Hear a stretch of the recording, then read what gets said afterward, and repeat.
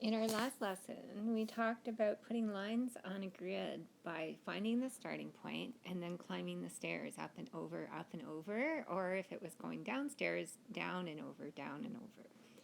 So we're going to pick up where we left off at the end of the last lesson, and I've got a graph over here on the right-hand side where there are three lines pictured. And we have to decide what the proper equation is from the list on the left to go with each of these lines. So let's start with line A. And line A seems to have a starting point at y equals 2. So the y-intercept is y equals 2. So already I'm drawn to this equation here because it has a y-intercept of 2. Let's check it out and see if the slope is 3 over 2. That would mean that from our starting point, we count up 1, 2, 3, and over 1, 2 to get to the next point on that line, and that is the slope of line A. And so line A has the equation y equals 3 over 2, which is up 3 over 2, x plus 2, and our starting point was 2. Let's have a look at line B now. Line B is just a horizontal level line with no slope, and it goes through the y-intercept of y equals 6 when x equals 0. So we need to find equations that have y equals 6 in them, and we have one equation here and another one here, and so we have to decide between the two of them. So how do we decide? Well, let's have a look at the slope because we know that that's the number that goes in front of the x in our equation. And here, our slope is 0 because we're not going up. We're just going over. And so we go up 0 and over any amount. And so whenever I take a number like 0 and I divide it by another number, I just get 0 for an answer. So our slope for line B is 0. So that means that when I put y equals mx plus b together, I'm going to have y equals 0x plus b, and we know that b is equal to 6, and so this is the equation that we end up with. And 0x is just 0, so y equals 6 is the equation of our level horizontal line. Let's take a look at line C now. For line C, our starting point is right at x equals 4, so we're looking for an equation that ends in 4. And then the other part of the equation for us is the slope. And this line is going downhill, right? It's going down and over, and it looks like it's going down 1 and over 1, 2, 3 to get to the next point that's marked on the line. So we need to find a slope of down 1, that's where the negative comes in, over 3. And so right here, that's the slope of negative 1 over 3 that we need for the slope of this line. And so this equation corresponds with line C. We didn't mark line B. We should have put a B beside y equals 6.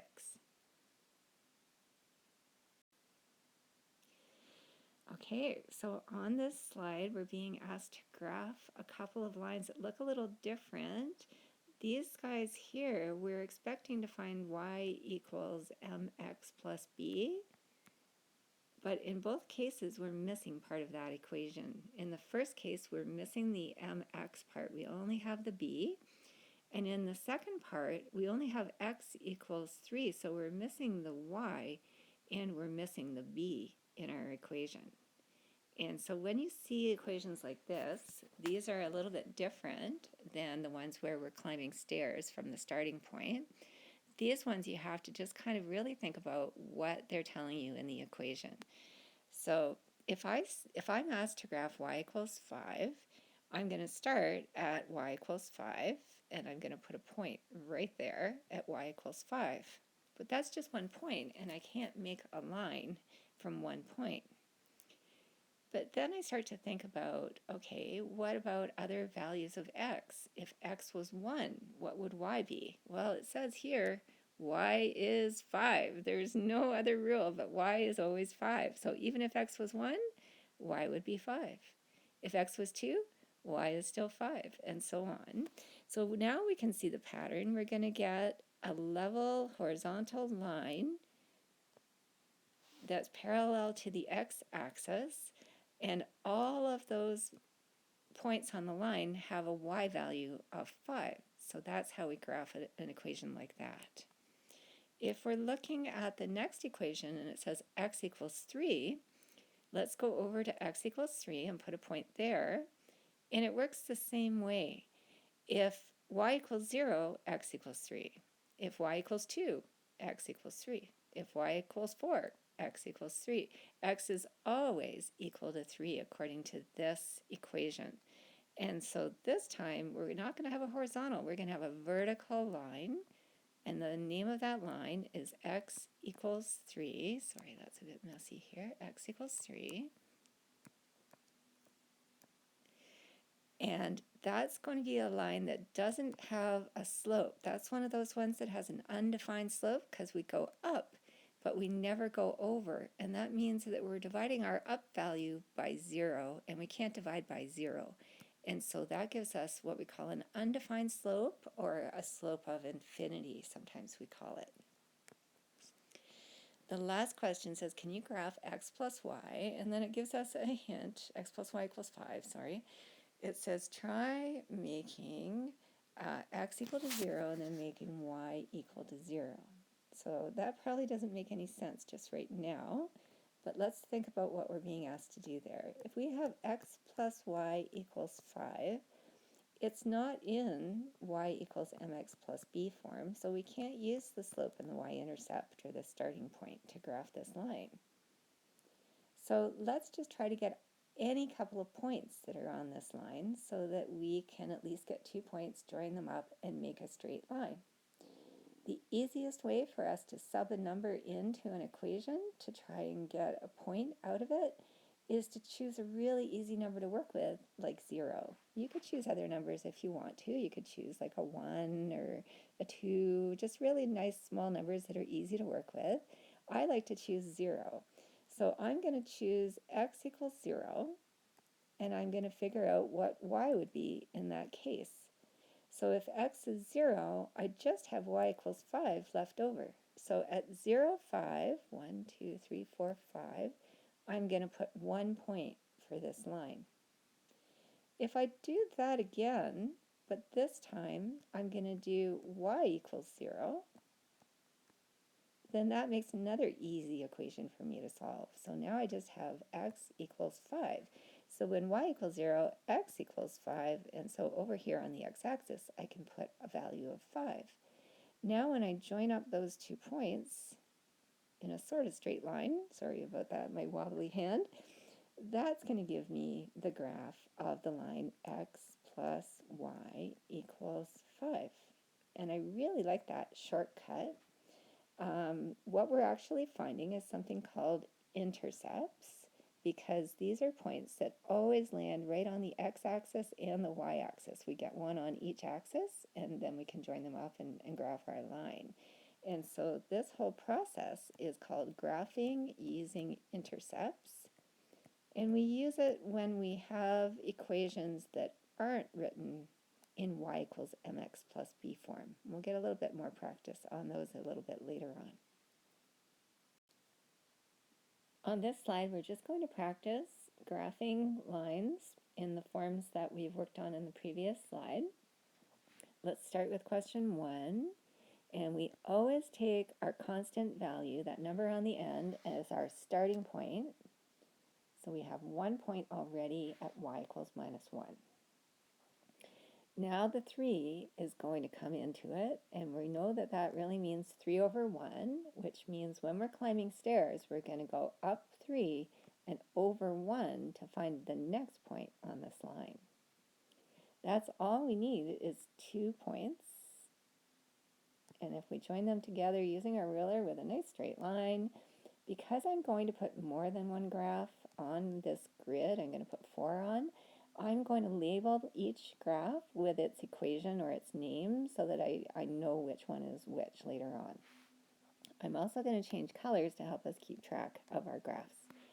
So number 2, we have y equals negative 2x plus 4. So again, here's our starting point at plus 4. So we go on the y, 1, 2, 3, 4, and we put our first point, our starting point. The slope is minus 2, so that means down 2 over 1. So from the first point, let's go down 2 over 1, and it looks like it's going to intersect with our first line at that point, and I'm going to join up those points, and this one has a negative slope, but that's what we were expecting because it said negative 2 for m. So negative 2x plus 4 is the equation of that line. For the third question, here's our starting point. We only have to put a point right on 1 on the y-axis. That's called the y-intercept. And our slope is 2 over 3, which means up 2 over 3. So we're going to start on our purple point, and we're going to count up 2, and then go over 3, and that's where we're going to put our second point. And when we join them up, we're going to have, oh, I missed, a straight line. Y equals 2/3 x plus 1.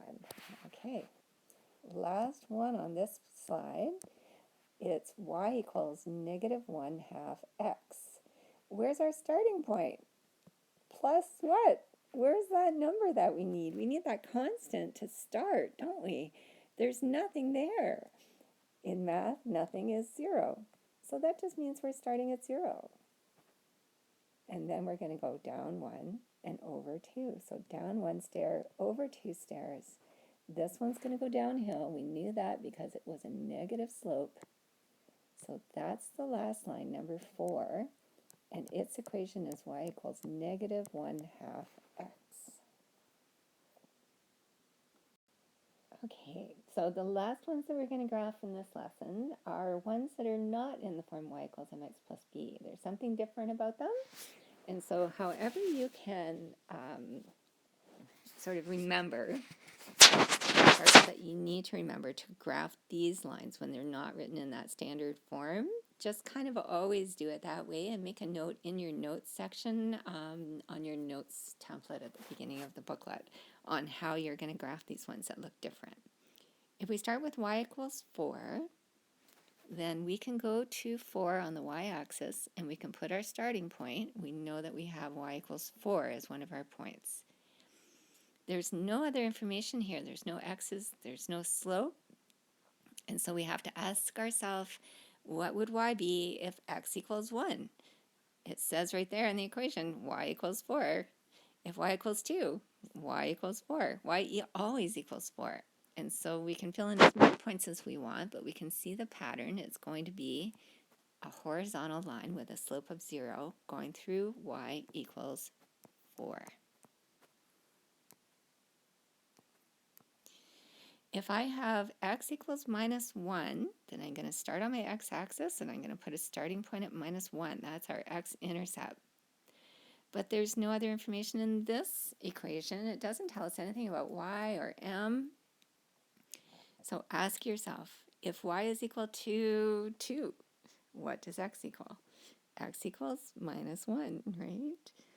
And so if y is equal to minus 2, what does x equal? X equals minus 1. This says x always equals minus 1 no matter what. So this is a vertical line going through x equals minus 1. It's always going to stay right there on x equals minus 1.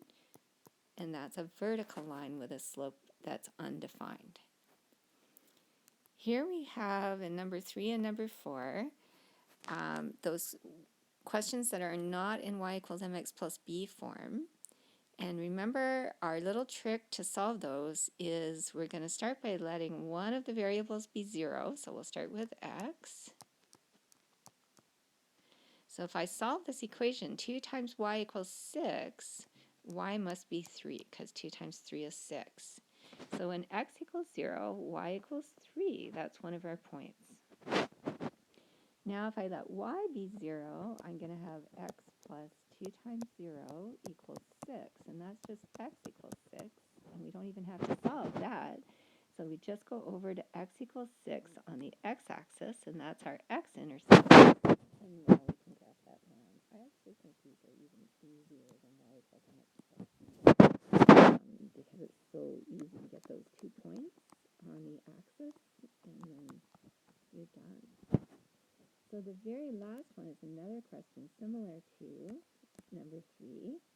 If I let x equals 0, then I'm just going to have minus 2y equals 12 left over. And I can solve for y. Y equals minus 6, and I divide both sides by negative 2. And if I let y equals 0, then I have 3x minus 2 times 0 equals 12. So 3x equals 12, and x would be 4 when I divide both sides by 4. And so when y equals 0, x equals 4, 1, 2, 3, 4, x equals 4 goes on the x-axis at 4. But